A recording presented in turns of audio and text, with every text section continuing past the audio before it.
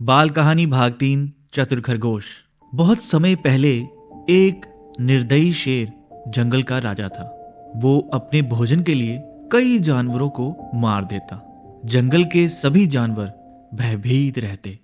एक दिन सभी जानवर उसके पास एक सुझाव लेकर गए।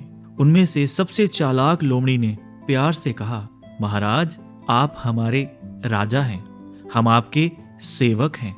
हमारा एक सुझाव है, आप बूढ़े और कमजोर हो रहे हैं, तो आप घर पर क्यों नहीं रहते? हम वादा करते हैं कि एक जानवर हर रोज आपका भोजन बनने के लिए पहुंच जाएगा।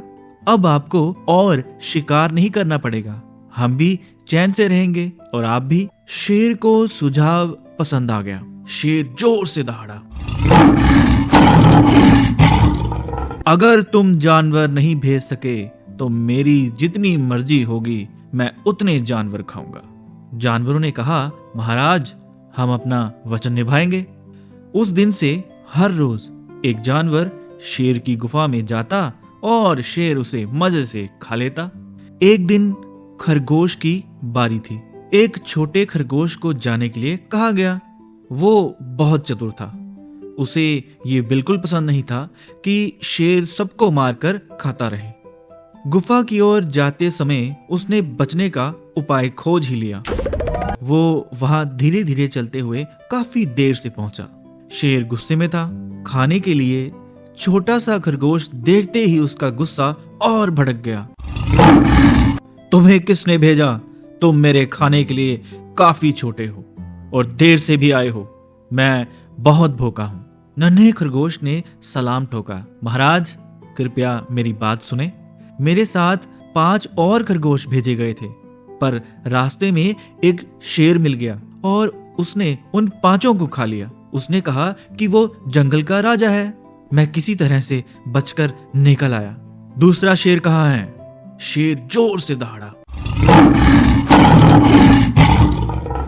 खरगोश शेर को जंगल में बने हुए कुएं के पास ले गया। उसने कहा, वहां है, वो उस किले में रहता है, आपको इस तरफ आता देख छिप गया होगा। खरगोश ने एक कुएं की ओर इशारा किया। खरगोश ने शेर को नीचे की ओर देखने को कहा। शेर ने पानी में देखा तो उसे अपनी परछाई दिखी। वो गुस्से से दहाड़ा। कुएं से भी और जोर से दहाड़ने की आवाज आई। अपनी ही दहाड़ की गूंज सुनकर शेर को लगा कि दूसरा शेर दहाड़ रहा है। वो दुश्मन को मारने के लिए कुएं में कूद गया और कुएं में डूब गया और बाहर नहीं निकल सका। चतुर खरगोश खुशी खुशी घर लौट गया। उसने अपनी हिम्मत और चतुराई से जानवरों की जान बचा ली। शिक्षा, बल से बुद्धि श्रेष्ठ है। तो ये थी पंचतंत्र की कहानियों से ली गई एक कहानी। आपको ये कहानी कैसी लगी जरूर कमेंट बॉक्स में हमें बताइएगा। मिलते हैं बहुत जल्द एक और कहानी के साथ। तब तक के लिए नमस्कार।